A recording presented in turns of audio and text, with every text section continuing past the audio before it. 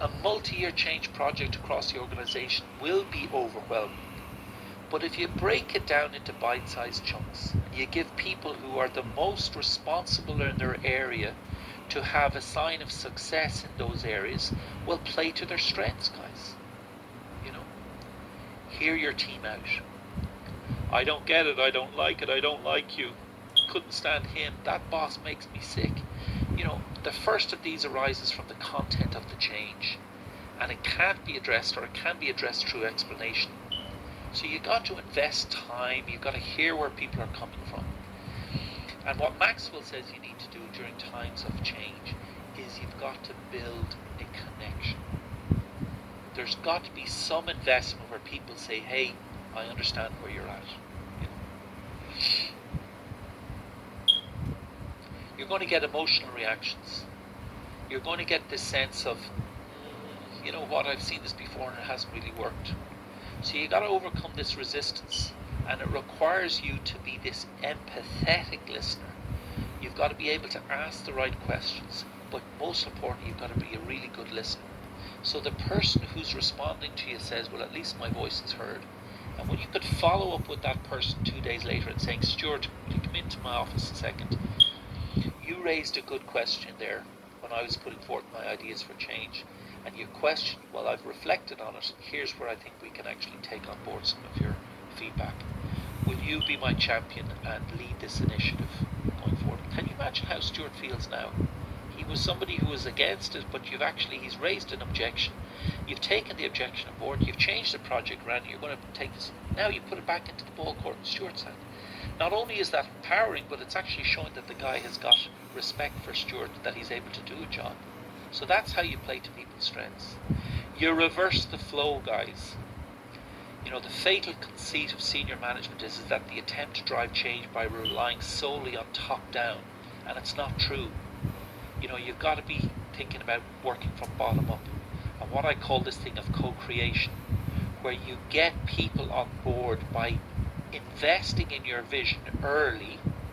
They can knock it all about. The team can shake it up down, shake it all around and say, this ain't going to work. Why isn't it going to work? Because we tried this before. Well, what did get done? Did we learn any lessons? Yes, we did. What are they? You get them to take ownership, and you have a much better chance of actually getting success. Okay?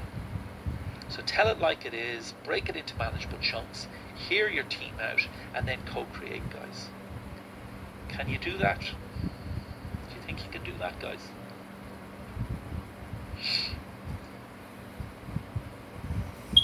So now that you've got the buy-in, how do you ensure it stays bought in? Well, here are 5 steps that you can do, and you can take these to the bank. You lay out your vision. We go back to Simon Sinek, you explain the why.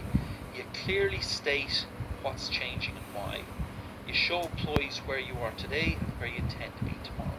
All of you can do that, guys. You can lay out the vision. Every one of you are able to do that.